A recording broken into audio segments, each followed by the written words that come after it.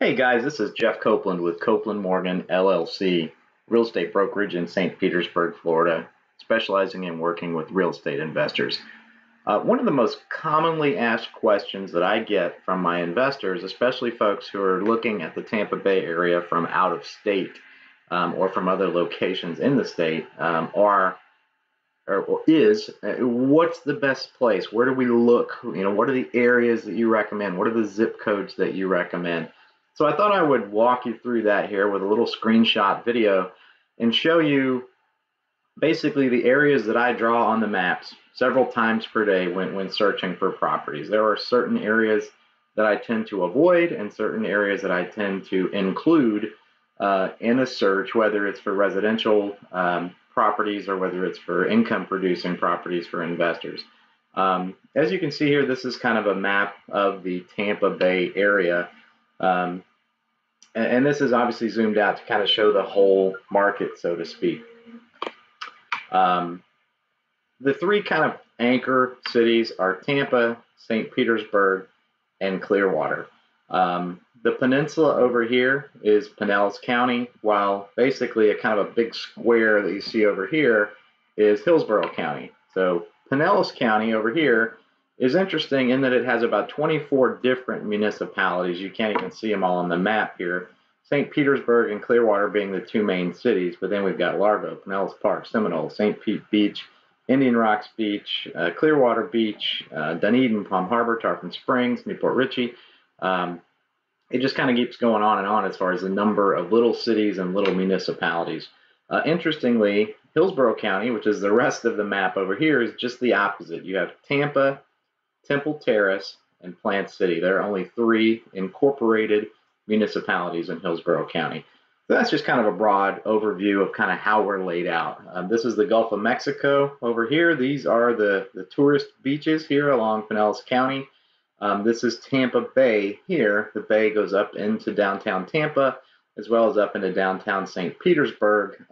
These are generally not considered your touristy beaches. While you do have a lot of waterfront homes with docks and boat access, the area here along Tampa Bay, for the most part, is not where we go when we go to the beach. We're talking about the Gulf beaches when you talk about vacation rentals and your beautiful sugar white sand and Gulf waters are out here along the Gulf of Mexico. Tampa Bay is a little more brown and ugly. It's great for fishing and boating and things like that, but it's not really your tourist draw that the beaches are. So if I'm going to set up a property search, this is basically what I do.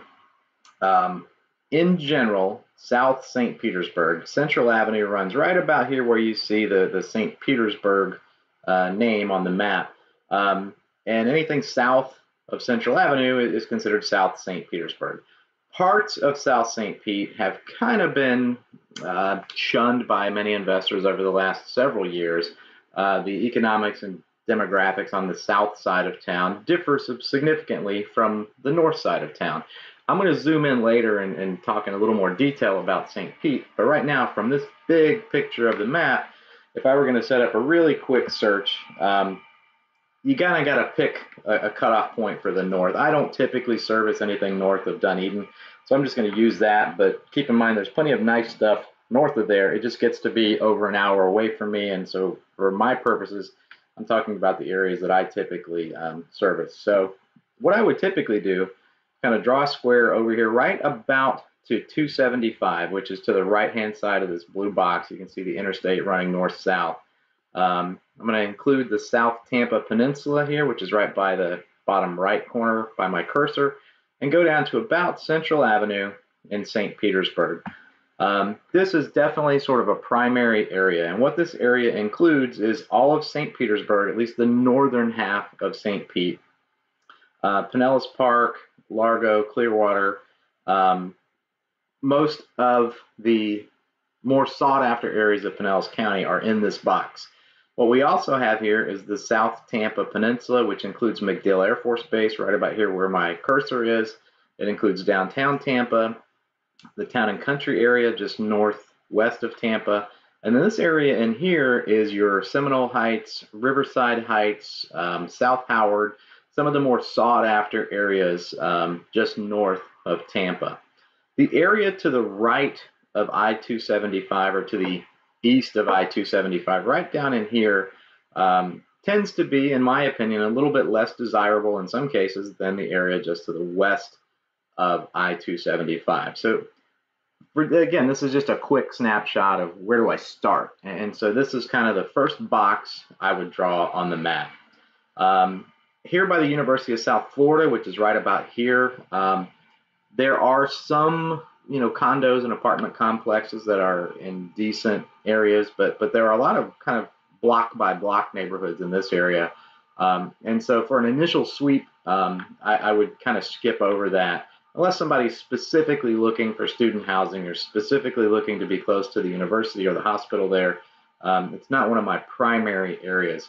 Temple Terrace definitely does have some nice neighborhoods. So if somebody's specifically interested in that, I may come over here and maybe draw a box around Temple Terrace. You do have the Hillsborough River that runs through here. So a lot of Temple Terrace can be in a flood zone, kind of block by block. I have a separate video about flood zones that you can find on my blog at themultifamilyguy.com. So I'll save that one for another day. Down here to the east and south of Tampa is the Brandon Riverview area. This is another good area. It is kind of at the furthest reaches of my service area. I don't sell or manage a whole lot of property down here, but that's not because it's not a good area. It's just really far away from me. My office is right over here about where you see that 92 symbol. And so it's a good hour for me to get to Brandon and Riverview. But this area on the map, basically anything west of 41 here is definitely going to be a flood zone. So I tend to skip that. This area here, about where my cursor is, sort of the Causeway Boulevard Port area, that's not very desirable as far as residential property goes. So I would draw another box here, probably to include the Brandon, Steffner area, and then I might bring that over a little bit further over towards 41, right down in here. You might catch a little bit of the flood zone here from the Alafia River, but I'm going to exclude this port area and then the area right here just east of I-275. Now, don't get me wrong. There can be some great real estate deals in that area, and there may very well be some great little neighborhoods in that area. I'm talking very broad scope, big picture here of, where's your initial search if you're taking a very broad look at things. And obviously, the areas that are outlying, further away from here, Lakeland, for example, there may be some great deals in Lakeland, but I just can't drive 2 hours to Lakeland, so I'm not familiar with that market. So just because I'm excluding something doesn't mean it's bad, and I want to make sure that you understand that. This is just some of the areas that a lot of my investors focus on based on their experience and my own experience. So here it is from a very kind of broad strokes perspective. Now I'm going to zoom in a little bit on St. Petersburg, which is definitely my primary market, and I'm going to remove this big box that I drew so we can talk in a little more detail about St. Pete. So St. Petersburg, for investment purposes, I mean, if you've spoken to me on the phone or in person, I've probably explained this to you. If you're looking for an investment property, I generally recommend that you ignore the flood zones. Flood insurance is, in my opinion, an unnecessary expense because you can usually find an equivalent property that's not in a flood zone. And it's also a long-term risk. There's a lot of uncertainty associated with the National Flood Insurance Program. If Congress ever decides not to renew the federal subsidies for the National Flood Insurance Program, that could result in some exponential and catastrophic increases to our flood insurance rates. So I generally skip the flood zones. Now, that being said, there are some perfectly wonderful neighborhoods. In fact, most of our higher end waterfront neighborhoods are obviously in flood zones. I live in a flood zone. I live right about here in the Shore Acres neighborhood. This is Snell Isle, Venetian Isles here. So these are some of our nicest neighborhoods, but if you're looking for an investment property, I typically say avoid the flood zone, unless you want to buy something over here on the beach and do vacation rentals or something like that. That's not my forte, but there are plenty of people being very successful in vacation rentals, and those tend to be over here along the Gulf beaches, as we discussed. So from the south, you've got St. Pete Beach, Treasure Island, Madeira Beach, North Reddington Beach, Reddington Shores, Indian Rocks Beach, and they keep going. Those are all separate municipalities, separate cities up and down the beaches. And then over here, we've got Seminole, Pinellas Park, Kansas City, St. Petersburg, Gulfport. So St. Pete is very dense and very densely populated, both with people and with cities and different municipalities. So St. Petersburg itself, the city limits go somewhere, around Gandy Boulevard here, and then across. They don't include Pinellas Park, and they come down and then down to South St. Pete. Now, I mentioned earlier that a lot of investors and home buyers do tend to shy away from South St. Petersburg. That's largely based on socioeconomics.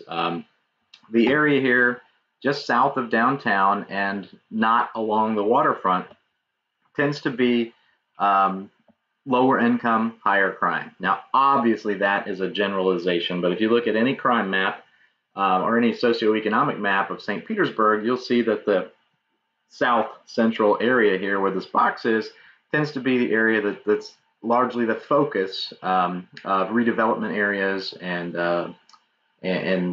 programs to try and kind of beautify the South St. Petersburg area. So if you're going to buy in South St. Pete, there are some great neighborhoods, but just do your homework on the economics and the demographics and other things that might be important to you as an investor. Now, that being said, most of the areas along the waterfront are wonderful neighborhoods, whether they're north or south. Right down here, we have the Old Southeast neighborhood, Tropical Shores, Coquina Key, Bahama Shores, and then down here we have Pinellas Point. This area is referred to as the Pink Streets, down here at the southern end of the peninsula. You follow 275 onto the south here, you get down to the Sunshine Skyway, which is our famous bridge to the south.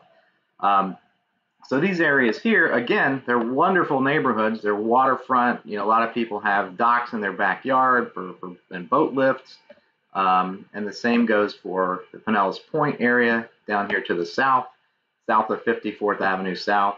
There are some outstanding neighborhoods down here, but they're generally not the focus of real estate investors because of the flood zone issue. That being said, at the south here, really only just a few blocks in from the water is a flood zone. So there are definitely some interesting investment opportunities here in this corridor along 54th and 62nd Avenue South, and some perfectly good neighborhoods. So you can't just write off South St. Pete. You really have to do your homework based on location and based on the property itself. The Gulfport area over here is another really interesting neighborhood along this 58th Street corridor here. The downtown Gulfport area here along the waterfront is a really quaint little community with sort of an arts district and lots of art galleries and restaurants and things like that. However, as you venture sort of out into the outer limits of Gulfport into South St. Petersburg, some of those areas become less desirable. South Pasadena over here is another desirable neighborhood, as is Jungle Terrace. Again, once you get along the waterfront, you're talking flood zones again. And as I said earlier, I do have a separate video about flood zones with it also displays an interactive map of our flood zones. So I recommend checking that out on my blog. To the north of St. Pete here, Pinellas Park is another area that can be great as an investment target for real estate investors. For most people, St. Pete and Pinellas Park are really kind of the same place. They're kind of joined at the hip. Pinellas Park is its own city, its own municipality, so it is distinct from St. Petersburg. But when we're talking about geography, real estate market, price points, and things like that, they tend to be very similar. One interesting thing about Pinellas Park, and you'll see this in my flood map video, is Pinellas Park is kind of littered with flood zones. And there are areas here right in the middle of the peninsula where you think, I'm 10 miles from the beach, how could I possibly be in a flood zone? That are. So you have to be very careful about doing your research for flood zones when you're looking in Pinellas Park. But otherwise, it can be a great target for investors. And one reason for that is this area right down through here, coming out to Lake Seminole, is obviously kind of low-lying, and I believe that the bay, in some ways, kind of drains through here, out through Lake Seminole and out to the Gulf. And so this area, this swath, right about here along Gandy Boulevard, and then right over here at about Keene Road down to Lake Seminole is kind of the lower lying areas, and you'll see that in my flood zone video. To the west of Pinellas Park, we have Seminole. This is another great location. Seminole is its own city, and they have some great neighborhoods out here in Seminole. And then Largo is another city, and Largo being kind of right in the middle of the peninsula for Pinellas County. You're close to the beaches, you're close to the airports, you're close to a lot of major employers, you're close to the US 19 corridor here, which is a large sort of retail and commercial area. So you're close to a lot of employers here in Largo, and I have seen very strong rental demand in the Largo area, you know, right about through this spot here. If you get over into Feathers Sound, again, you start getting closer to the water, you start getting into flood zones. And then North Pinellas here, State Road 60 runs all the way across the peninsula from Clearwater Beach straight over into Tampa, close to the Tampa International Airport. Clearwater and Dunedin are also, and Safety Harbor for that matter, perfectly nice, safe neighborhoods for the most part. Again, you have to analyze every property and every neighborhood based on its merit and based on the property's performance. But this Clearwater, Dunedin, Safety Harbor triangle is another nice area for single family or multifamily investment properties. That's about as far north as I go. I don't really service Palm Harbor or anything further north. Not because they're bad, just because they're too far away. And so that's kind of the overview of the Tampa Bay area map. A lot of people ask me, where should we target investment properties? And I'm not one to target zip codes, but I do kind of target more generalized areas. And that's some of the ones there that I just showed you. So hopefully that helps you kind of get the lay of the land, especially if you're not from this area. Kind of shows you how we're laid out and where things are in relation to each other. And hopefully that helps. And keep an eye out for other videos, and especially my flood zone video and other information on my blog that's targeted or is designed to help real estate investors. This is Jeff Copeland, and you can reach me via my websites at copelandmorgan.com or themultifamilyguy.com, or on the phone via text at 727-235-7988, or of course via email at jeff, Jeff, at copelandmorgan.com.